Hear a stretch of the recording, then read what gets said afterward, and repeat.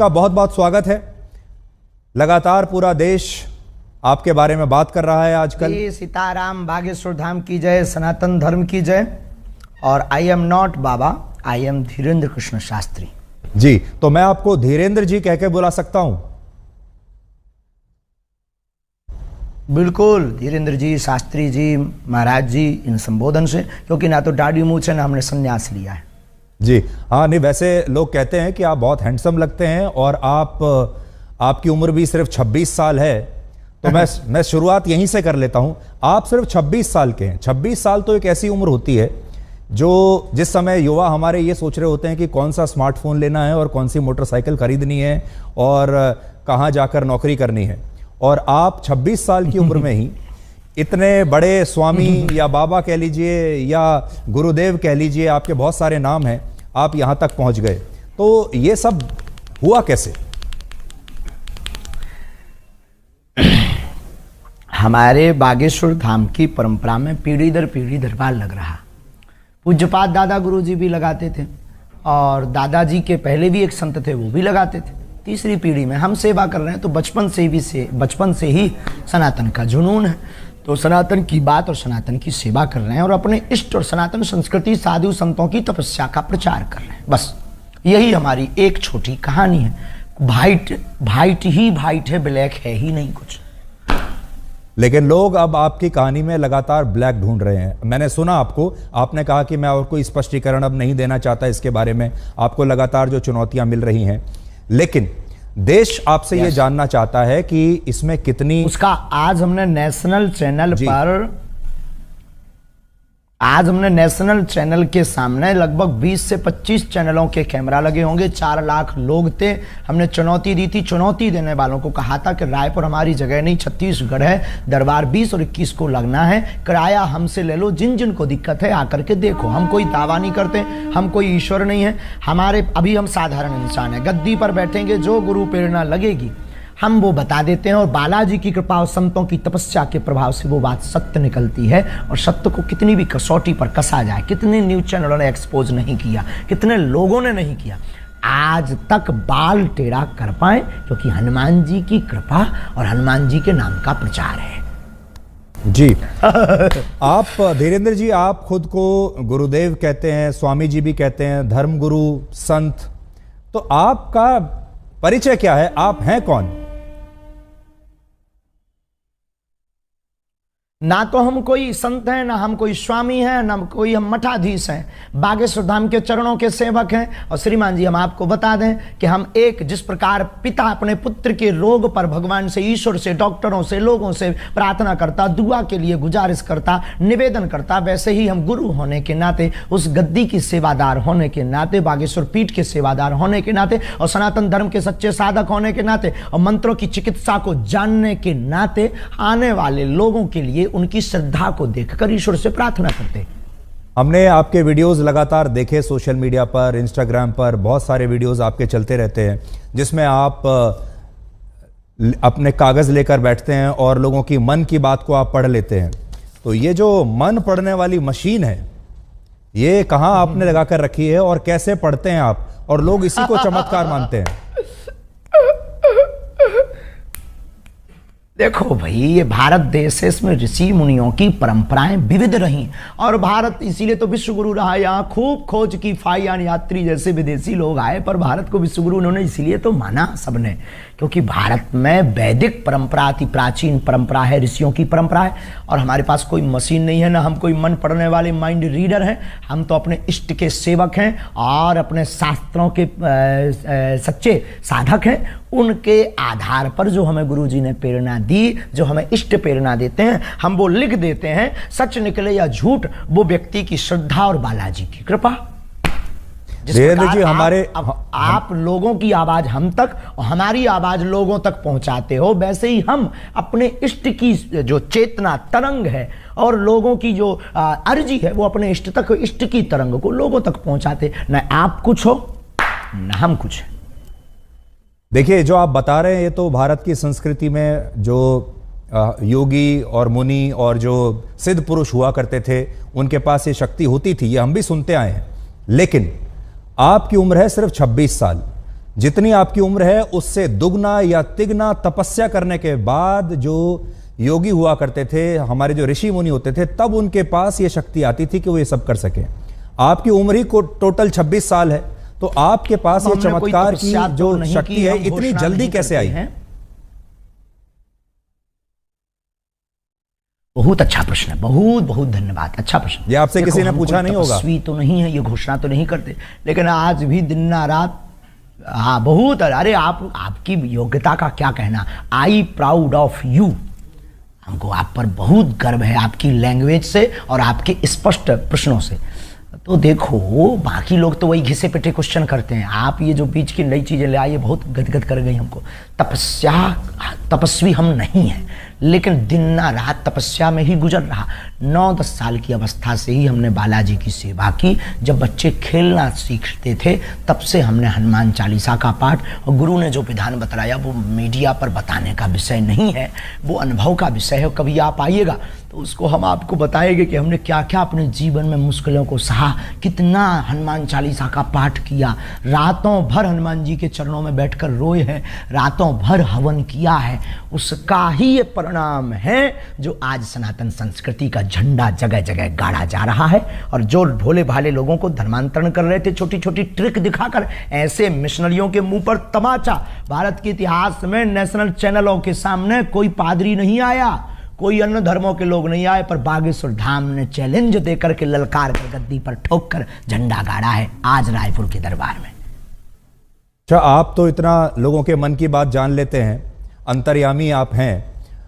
इस समय करोड़ों दर्शक आपको देख रहे होंगे, क्या आप इस समय कोई हमें चमत्कार दिखा सकते हैं? लाइव भी अंतर्यामी नहीं है, और हम कोई भी अंतर्यामी नहीं है। ऐसा कोई जो है अंतर्यामी होने का आज तक हमने दावा नहीं किया। अंतर्यामी सिर्फ परमात्मा है, हम तो उनके सेवक हैं। और हम कोई जादूगर नहीं है कि कोई भी बोले कि आप डमरू बजा दो तो हम चमत्कार दिखा दें।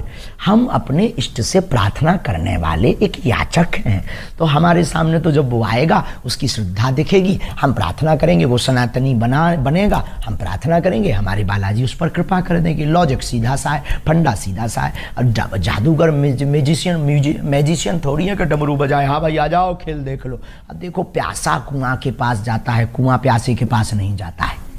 जी वीरेंद्र जी, मैंने देखा आपके वीडियोस में, हम किसी को बुलाते भी नहीं है, बिल्कुल की श्रद्धा अच्छा आ जाए तो ठीक। आप ये बताइए, मान लीजिए अगर कोई और धर्म का व्यक्ति आपके पास आए, कोई इस्लाम को मानने वाला आए, कोई ईसाई धर्म को मानने वाला अगर आपके दरबार में आए और आपसे मदद मांगे, तो आप सिर्फ सनातनियों के लिए ही मदद करते हैं, या अगर कोई इस्लाम को मानने वाला भी आपके पास आ जाए तो आप उसके लिए भी, आपके जो इष्ट देव हैं उनकी भी मदद करेंगे? बिल्कुल, मानव होने के नाते हमसे तो बहुत मुसलमान भाई भी जुड़े हैं, और बहुत क्रिश्चियन वाले लोग भी हमारे पास आते हैं, अन्य पंथों के लोग भी हमारे पास हजारों की तादाद में आते हैं। हम गिनती गिनवा देंगे कई दरबारों में। आप हमारे वो खोजिएगा, वो बताइए क्या बोलते हैं अपना नेट का, यूट्यूब खोजिएगा, यूट्यूब पर आपको लंबी लिस्ट मिलेगी। उसमें कहीं ना कहीं मुसलमान भाई का विचार उद्भाव और वो जो माइक पे बोलते हैं वो बाइट मिल जाएगी आपको, हम आपको भिजवा देंगे, आप अपनी टीवी पर दिखवा देना लोगों को। अच्छा, ये बताइए कि जब लोग आपके पास आते हैं, मैंने देखा तो ऐसा लगता है कि आप उनके अंदर बताते हैं कि इनके अंदर कोई प्रेत है, कोई भूत है, फिर वो छटपटाने लगते हैं, अजीब तरीके की आवाज़ें निकालने लगते हैं, कई बार वो बेहोश हो जाते हैं। एक अजीब सा दृश्य देखने को मिलता है। अभी मैं आपको तस्वीर भी, अपने दर्शकों को भी मैं दिखा रहा हूँ निकाल कर, अगर हमारे पास वो तस्वीरें, बहुत देखिए अभी हम तस्वीर दिखा रहे हैं। लोग जो हैं वो देखिए झूम रहे हैं, कई लोग तड़प रहे हैं, अपने ही आपको एक मार रहे हैं, वाइब्रेशन हो रहा है जी। तो ये इस समय लोगों को क्या हो जाता है, ये क्या होता है? नकारात्मक और सकारात्मक ऊर्जा की लड़ाई है। हम कुछ नहीं, हम पे तो कोई प्रेत चढ़ा नहीं है। लोगों के ऊपर जो नकारात्मक ऊर्जा आती है वो जैसे ही बागेश्वर बालाजी के सामने पहुंचती है, या हनुमान चालीसा की जो चौपाई है, भूत पिशाच निकट नहीं आवे, महावीर जब नाम सुनावे। तो अगर 500 साल पहले लिखा हुआ हनुमान चालीसा गलत है तो भूत प्रेत नहीं है। और अगर आप हनुमान चालीसा को गलत मानते हो तो फिर हमें आपसे बात करने की कोई ज़रूरत नहीं है।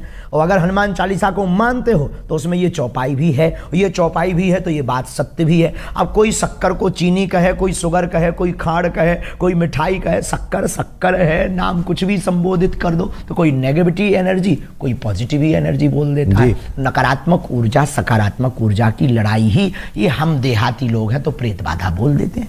नहीं, मैं भी हनुमान चालीसा का पाठ कर रहा हूं और वर्षों से कर रहा हूं, मुझे कंठस्थ भी है, पर आपके जैसी शक्ति अभी तक मेरे पास नहीं आई है कि मैं लोगों को कोई उनका निदान कर सकूं। लेकिन आपने एक चीज नोट की, तो आपको अब आपको भाग्य सुधाम आना चाहिए। मैं जरूर आऊंगा, मैं जरूर आऊंगा। ये मजाक में कह रहे हैं। लेकिन धीरेन्द्र जी, आपने एक चीज नोट की कि जिस तरह से लोग आपके यहाँ ये व्यवहार करते हैं, बिहेव करते हैं, जब ये जो क्रिश्चियन मिशनरीज हैं, ईसाई लोग जो हैं, जब ये अपने यहाँ कोई कन्वर्जन कैंप लगाते हैं लोगों के लिए, वहां पर भी हमने इसी तरह का व्यवहार लोगों को देखा है। वो भी ऐसे ही इसी तरीके से झूमने लगते हैं, कुछ उनका देखिए, वो भी मैं तस्वीर दिखा रहा हूं। तो ये बताइए कि ये करना पड़ा, पूरे देश में चर्चा है जी, पूरे देश में इसी बात की तो चर्चा है। ये मिशनरियां क्यों पीछे लग गई? क्योंकि इनकी दुकान बंद हो गई। ये झूठे भोले भाले लोगों को ट्रिक दिखा करके और छोटे मोटे उपाय करके हमारे गरीबों का शोषण करते हैं, उनको धर्म परिवर्तन करवा देते हैं और अपने धर्म को बढ़ाते हैं। हमने जो घर वापसी करवाई, धर्मांतरण रोका, और हमने जब इनको दिखाया कि अपने धर्म में भी ये ताकत है, मंत्रों में, जो तुम धर्म परिवर्तन कर रहे हो नक्कटा हरो, आ जाओ वापस, तो वो फिर हर्ष आ गए। अब उनको डर है कि ये आदमी हमारा सब मिशन फेल कर देगा, इसीलिए तो ये जो है हमारे खिलाफ षड्यंत्र स्वांग दुनियादारी। तब तो आपको ब्लैक एंड वाइट करना पड़ा है, उन्हीं लोगों के उपद्रव करने से पूरे देश में वो हो गया है जी। तो लेकिन ये भी ऐसे ही दिखाते हैं जैसे इंसान के अंदर कोई प्रेत, जैसे कोई इंसान के अंदर प्रेत आत्मा आ गई है, वहां पर भी हमें ऐसे ही देखने को मिल रहा है। तो क्या आपको ऐसा लगता है कि ये दोनों जगह कॉमन है, या प्रेत आत्मा जो आप निकालते हैं, भूत प्रेत, अंतर है? ये कोई भी पादरी बागेश्वर धाम का सामना नहीं कर पाएगा जी। कल से आप लगातार टीवी चैनल्स पर इंटरव्यू दे रहे हैं, मैंने आपके बड़े इंटरव्यूज देखे। आपने सोचा था कि इतनी जल्दी आपके जो भक्त हैं वो तो हैं ही, लेकिन अब देश में जो लोग आपको नहीं जानते वो भी अब आपको जान गए हैं। अचानक से आप पिछले 48-50 घंटे में बड़े मशहूर हो गए हैं। तो वो जो समिति है जो आपके पीछे पड़ी, उसका तो धन्यवाद देना चाहिए आपको। आंधी की भैया, उनको बहुत बहुत धन्यवाद है, क्योंकि हम भी अंधविश्वास के खिलाफ हैं। और देखो, ये आंधी के नाम है, बात में दम और शक्ति होनी चाहिए। अपने मीडिया को मैनेज करके कोई भी नाम फेमस करा सकता है, कर सकता है, पर अगर दम नहीं होगी, ताकत नहीं होगी, सच्चाई नहीं होगी, बोल्ड आउट हो जाएंगे। आज पूरे नेशनल मीडिया एक्सपोज करने आई थी, आपका चैनल भी तो आया था। आपका चैनल ने चूंकि उल्टा दिखाया है, क्योंकि पता नहीं आपके चैनल को क्या हुआ है, जो हमने ललकार कर चुनौती दी थी उसको पता ही नहीं, उसके पास भी नहीं भेजा और आप लोग भी नहीं आए। तो आप लोगों ने तो ये दिखाया कि सफाई देते देते आंखें भरी हैं। अरे सफाई देते हमारी आंखें भरेंगी, हम बब्बर शेर हैं, उनको हमने रुला दिया है झंडा गाड़ करके।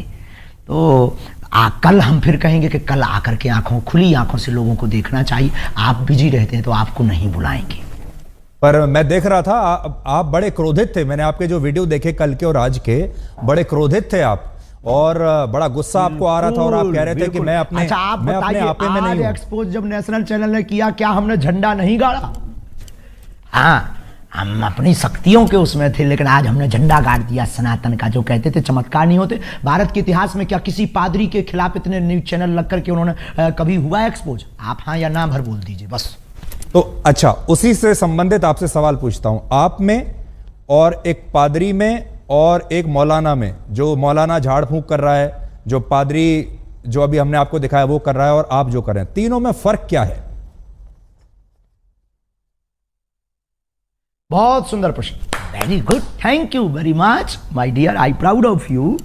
उसमें और हम में बागेश्वर धाम में यही अंतर है कि देखो, हम किसी भी प्रकार का शोषण नहीं करते, हम दक्षिणा नहीं लेते, हम अपने से नहीं जोड़ते।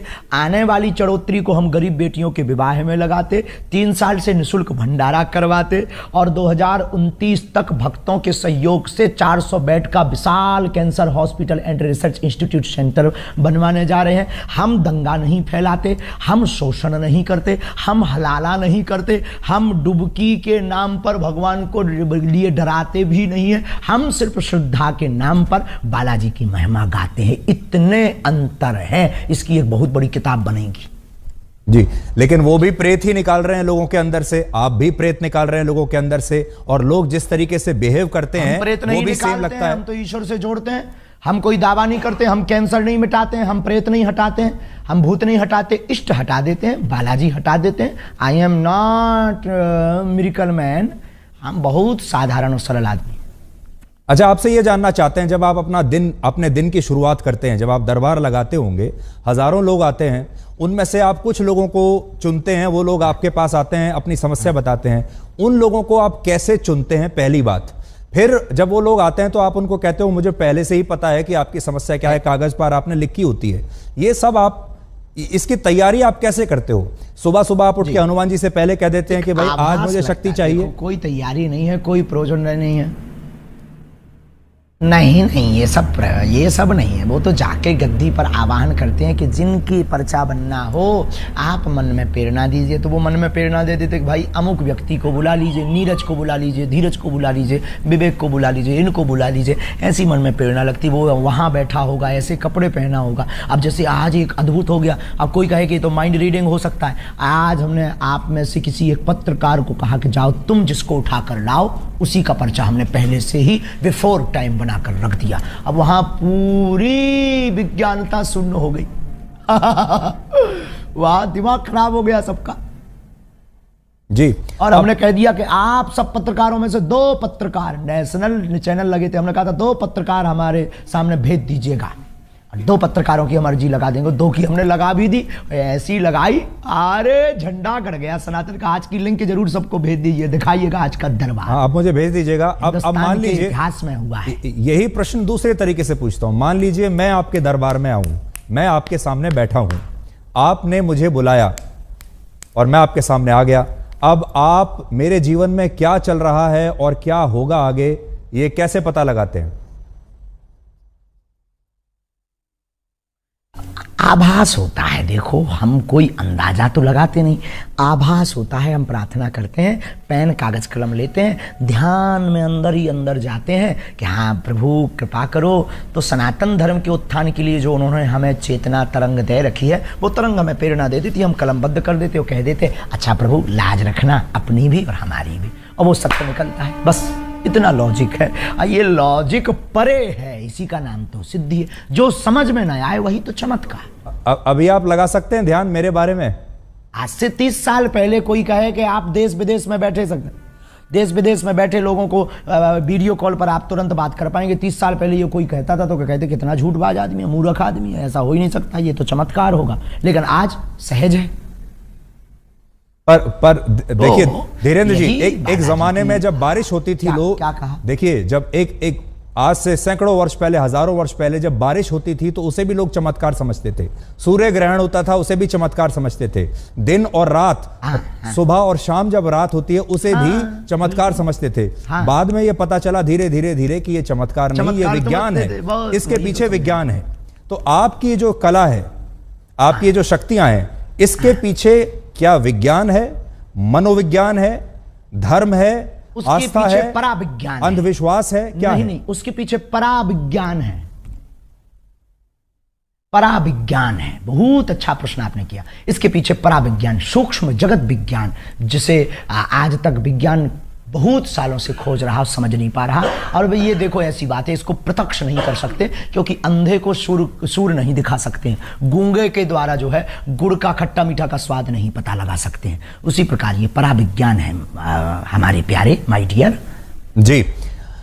मैं जब आपको देखता हूं, आपका जो, देखिए किसी भी गुरु के लिए उसका जो एक अपीयरेंस होता है, वो उसके जो शिष्य हैं उससे बड़े प्रभावित होते हैं।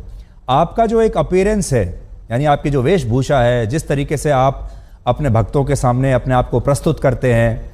इस समय भी जो आपकी वेशभूषा है, देखिए बड़ी रंग बिरंगी वेशभूषा है। आपने एक मुकुट ऐसा लगाया हुआ है जैसे एक जमाने में मराठी जो मराठा राजा लगाया करते थे।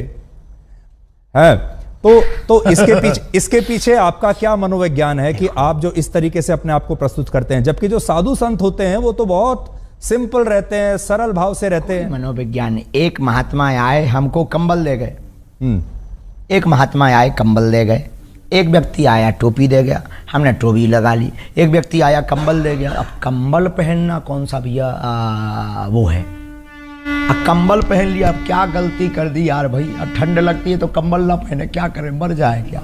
नहीं हमें देखिए राहुल गांधी पूरी सर्दियों में बिना राहुल गांधी टी शर्ट पहन के घूम रहे हैं और वो कह रहे हैं मैं तपस्वी हूं, तपस्वी को कभी सर्दी नहीं लगती। बात कीजिए, अध्यात्म की बात कीजिएगा, अध्यात्म की बात कीजिएगा। सॉरी कोई राजनीतिक मुद्दा पे बात नहीं। मैं तो राजनीति कह ही नहीं रहा, मैं तो ये बता रहा हूं कि राहुल गांधी भी तो एक तपस्वी है, उनको सर्दी नहीं लग रही, आपको लग रही है।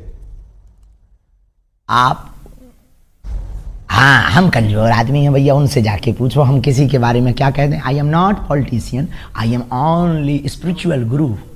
आप पॉलिटिशियन तो नहीं है, लेकिन पॉलिटिशियन आपके बहुत सारे पॉलिटिशियन आपके शिष्य हैं। देखिए आपके जो विरोधी हैं उन्हें यह बात भी बुरी लगती है कि बहुत सारे नेता आते हैं बागेश्वर धाम पर आते हैं, बहुत सारे नेता आपके शिष्य हैं, बहुत सारे जो सरकार में बैठे बैठे बड़े जो लोग हैं वो आपके शिष्य हैं। आपको पुलिस की प्रोटेक्शन मिलती है, आपको जो है एक अलग तरह का सम्मान इस समय सरकार की तरफ से मिल रहा है, और वो तब मिलता है जब कोई धर्म गुरु नेताओं के साथ बहुत सरकार करीब आ जाता है। व्यक्ति की समानता के लिए नहीं, सब व्यक्ति की जानमाल की सुरक्षा करना सरकार का काम है। हम किसी भी पार्टी के आदमी नहीं है, हमारे हर पार्टी के डिवोटी है, हर पार्टी के हमारे शिष्य हैं और स्नेही हैं और आत्मा है। अब रही बात इसकी पुलिस की आदि की, तो ये जो मिशनरियों ने और आपके पास जो न्यूज़ें आई हैं, जो ये भ्रम फैलाया, ये जो षड्यंत्र स्वांग किए, उसके डर के कारण कहीं माहौल ख़राब ना हो जाए, कुछ भी हो जाएगा तो माहौल डिस्टर्ब होगा। तो एक धर्म गुरु के प्रति अपनी उन्होंने निष्ठा दिखाई है। और रही बात नेताओं का चेला बनने की, धर्म से राजनीति चलती है, राजनीति से धर्म नहीं। वो बहुत सकारात्मक विचार पाते हैं, बागेश्वर धाम से आशीर्वाद पाते हैं, सन्यासी बाबा की कृपा पाते हैं। अब किसी को अगर जलन हो रही हो तो वो विदेशी नेता बना लें, उसमें क्या दिक्कत है। विदेशी नेताओं को चेला बना लें, खुद को नेता बना लें, खुद के नेताओं को डिवोटी बना लें। अगर किसी की जल रही है तो मिर्चा लगना चाहिए, इसमें क्या बुराई है माय डियर।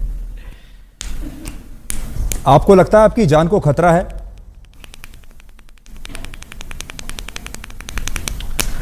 ये जो प्रपंच हो रहे हैं, हमें देखो मरना बार बार है नहीं है, एक बार बचना नहीं है, इसलिए हम बहुत स्वच्छंद आदमी और बहुत दिल खोल कर बोलते हैं। बाकी जो होना है वो तो होना ही है, लेकिन पीछे तो लगे ही है, ये भी नहीं कह सकते कि नहीं लगे। छतारी में हमने घोषणा कर दी थी, इस षड्यंत्र जो अभी आप लोग लेके बैठे हैं, ये हमने आज से 1.5 महीना पहले, लोग हमसे कह रहे हैं आपकी ब्लैक एंड व्हाइट पे ये दिखा देना। छतारी में हमने कह दिया था कि अब हमारे खिलाफ षड्यंत्र होगा, अब वो हो गया। देखिए मैं तस्वीर देख रहा हूं, इसमें देवेंद्र फडणवीस आपके सामने हैं, डिप्टी सीएम महाराष्ट्र के पूर्व मुख्यमंत्री। हमने नितिन गडकरी की भी फोटो देखी, मनोज तिवारी भी आपके सामने हैं, कुछ बात कर रहे हैं। तो इससे ऐसा लगता है कि अब आप देश के शक्तिशाली लोगों के साथ आपका उठना बैठना हो गया है। हमारा पहले से ही उठना बैठना शक्तिशाली श्री हनुमान जी के साथ है, ये भूल गए आप। पूरे आला वर्ल्ड के मैनेजमेंट गुरु लॉर्ड हनुमान के साथ हमारा उठना बैठना है 11 साल की अवस्था से। वो दिखाइए जरा फोटो। आप लोगों की समस्याओं का निदान करते हैं, पर्सनल समस्याएं जो लोगों की होती हैं, किसी की कोई बीमारी है, किसी की प्रमोशन नहीं हो रही, किसी को और कोई दिक्कत है। आपने कभी, आपको इस तरह का आभास नहीं हुआ जिससे पूरे समाज का फायदा हो सके, पूरे देश का फायदा हो सके? कभी आपको ऐसा आभास नहीं हुआ कि आप पहले से बता सके कि भाई कोविड आने वाला है, सावधान हो जाओ, कोई आतंकवादी हमला होने वाला है, वो आपको पहले से पता चल जाए? बहुत अच्छा, ये भी बहुत अच्छा। देखो कोई अर्जी लगाता है तो हम उस आधार पर, जैसे हमारे पास राजनीतिज्ञ लोग आते हैं तो वो पूछते हैं प्रदेश का हाल क्या होगा, तो हम बता देते हैं भाई ऐसे ऐसे संयोग बन रहे हैं। हम कोई, आई एम नॉट भविष्य वक्ता, हम कोई ज्योतिषाचार नहीं है, हम भविष्यवक्ता नहीं, हमें जैसी प्रेरणा लगती है हम बता देते भैया ऐसा होगा। अब कोई अर्जी ना लगाए तो हमारी बात को कौन सुनने वाला है, कौन हमारी बात को इतना सुनेगा, और कौन नियम मानेगा, कौन नियम करेगा, कौन आएगा। बाकी विश्व कल्याण की मंगल कामना हम प्रतिदिन करते हैं कि ईश्वर जो होना वो तो होना ही है, पर विश्व का मंगल। शाहरुख खान की नई फिल्म आ रही है पठान, उसका विरोध करने के लिए आपके दरबार में किसने अर्जी लगाई थी?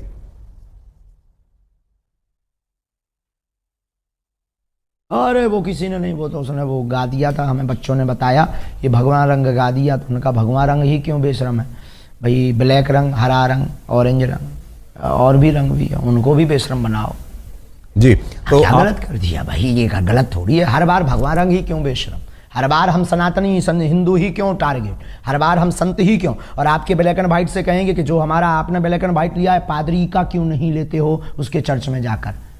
नहीं, हम उनका भी करेंगे। और मैंने तो आपसे पादरियों के बारे तो में और मौलानाओं के बारे में जितने सवाल मैंने आपसे पूछे हैं किसी ने नहीं पूछे होंगे। किसी ने नहीं पूछे। और हम आपसे बहुत खुश हैं, हमने कहा ना 3 बार हम आपकी तारीफ कर चुके हैं, बहुत सहज हैं आप, बहुत अच्छे हैं। और आपके ब्लैक एंड वाइट को देखना चाहिए लोगों को। आई सपोर्ट यू, पर आप हमारा भी सपोर्ट करिए सनातन का। जी नहीं देखिए, हमारा स्वामी जी, हमारा जो कर्तव्य है वो है ब्लैक और वाइट। अब आप अपनी बात कहने के लिए, अपनी पैरवी करने के लिए स्वयं बैठे हैं। अब आप मेरे ऊपर या आज तक के ऊपर आरोप नहीं लगा सकते कि मेरी बात सही नहीं है। अब आप स्वयं अपने स्पोक्स पर्सन हैं, स्वयं अपने प्रवक्ता हैं। आज गलत किया है, आज दिन में गलत किया है, आज तक ने सत्य नहीं दिखाया है। अब देखिए, अब वो सारी चीजें अब लोगों के सामने आ जाएंगी। पर हम आपसे ये जानना चाहते हैं कि क्या एक धर्म गुरु को फिल्मों के बारे में बोलना चाहिए? दिखा दीजिए आज दिन भर की वीडियो। शाहरुख खान के बारे में बोलना चाहिए एक धर्म गुरु को? क्या आप छोटी छोटी जो सनातन के खिलाफ बोलेगा, चाहे वो फिल्में वालों हो, चाहे वो राजनेता हो, हमने शिक्षा मंत्री के खिलाफ भी बोला बिहार के, उस पर बात क्यों नहीं की? जो सनातन का विरोध करेगा हम उसके खिलाफ बोलेंगे। अगर ये दंगाई है, अगर ये भड़काऊ है, तो ये होते रहना चाहिए, इतना खौफ बहुत जरूरी है। तो ये आरोप, आप इसका मतलब सही है आपके ऊपर, जो लोग कहते हैं कि आप हिंदुओं को जो आते हैं वहां पर उनको भड़काते हैं, आप एकजुट करते हैं लोगों को, समझ में भड़काना आता है। जो हिंदू नहीं है उनको भड़काना आता है। अपनी अपनी समझ है। किसी को कल तक हम पाखंडी नजर आ रहे थे, किसी को कल तक हम चुनौती से भागने वाले नजर आ रहे थे, जब आज हमने ठोक दिया, ठिकाने लगा दिया, तो बुद्धि ठिकाने लग गई पूरी नेशनल मीडिया के सामने। तो ये अपनी अपनी, जब तक हमको समझा नहीं तब तक वो ऐसा समझेंगे। बहुत सारे लोग आपको सोशल मीडिया का स्वामी भी कहते हैं, क्योंकि अब आप यूट्यूब पर बड़े एक्टिव हैं, इंस्टाग्राम पर आपके लगातार वीडियो चलते जा रहे हैं। और ये एक नई तरह की जो है क्रांति है, जिसमें हम ये देख रहे हैं कि धर्मगुरु भी अब आश्रमों से बाहर निकलकर सोशल मीडिया पर आ गए, मोबाइल फोन पर आ गए। लोग आपको मोबाइल फोन पर देख रहे हैं। ये अपने आप हो रहा है धीरेन्द्र जी, या आपके पास कोई सोशल मीडिया टीम है जो आपको रोज वायरल करती है? एक दूसरे में विज्ञान और विज्ञान दोनों एक दूसरे से जुड़े हुए हैं। हमारी कोई टीम नहीं है। हम तो पहले दरबार लगाते थे, पहले भी कथाएं करते थे, लाइव नहीं आते थे। फिर संस्कार वालों ने आके कहा कि हम आपकी कथा को दिखाएंगे, क्योंकि आपकी कथा में, आपके दरबार में दम है और सनातन का प्रचार होगा। हमने कहा भाई अगर तुम्हें दिखाना है तो दिखा दीजिए, हमें क्या दिक्कत है, बस इतनी ही कहानी है। अब आप आए, आप बोले हमें ब्लैक एंड व्हाइट दिखाना है, अब आप भी हमारी टीम में शामिल हो। नहीं, आपने मेरी बड़ी तारीफ की। मैं भी आपको इतना तो कहूंगा कि you are a very good speaker. Thank you very much. तो अब ये बताइए, अब ये जो 2-3 दिन से आपको लेकर विवाद हुआ है, अब इसके बाद से आपको ऐसा लगता है कि ये एक तरीके से नया जीवन अब शुरू हो रहा है? निपट गया। रोज आपके टीवी पर इतने इंटरव्यूज अब आपने दिए। हमारा नया जीवन, नई क्रांति शुरू हो रही है। रोज चुनौती आएंगी, अब हमें उनकी तरफ ध्यान नहीं देना है। कितनी बार हम सत्य की कसौटी पर कसेंगे।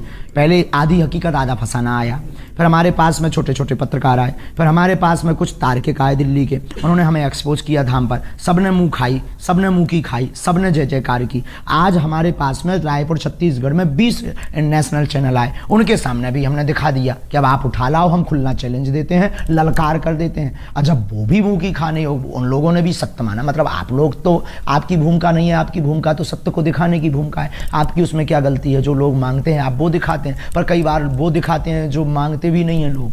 ये बात अलग है, लेकिन आपने भूमिका निभाई और आज हमने अपनी कसौटी पर हम खड़े उतरे। अब हमें बहुत चुनौतियों से डरना नहीं है, बहुत ज़्यादा उस पर टाइम बर्बाद नहीं करना। बहुत बहुत धन्यवाद। अब हम एक सवाल, आखिरी सवाल में आपसे करेंगे। आखिरी सवाल आपसे पूछना चाहता हूँ, ही वाइट है। आखिरी सवाल आपसे पूछना चाहता हूँ, आपने गाइड फिल्म देखी है? जी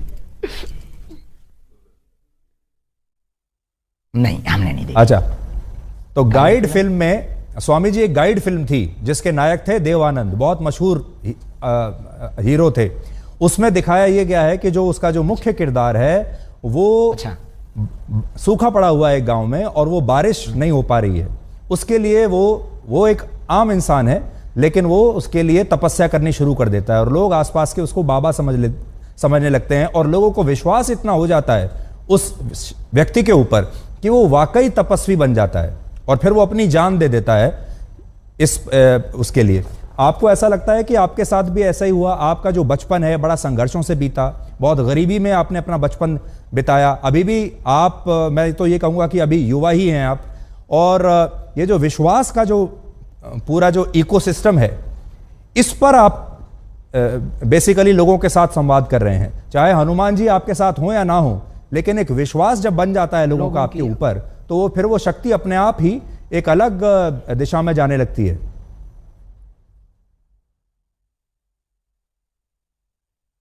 बहुत अच्छी बात बोली, लॉजिक वाली बात बोली है और इस बात में बहुत ताकत और दम है।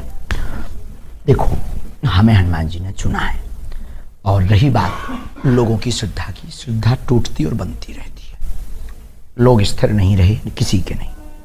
दूसरी बात, इस विषय पर हमारा सिर्फ यही कहना है कि हमने कभी अपने से लोगों को नहीं जोड़ा, लोगों की बाहें पकड़कर हनुमान जी से जोड़ा।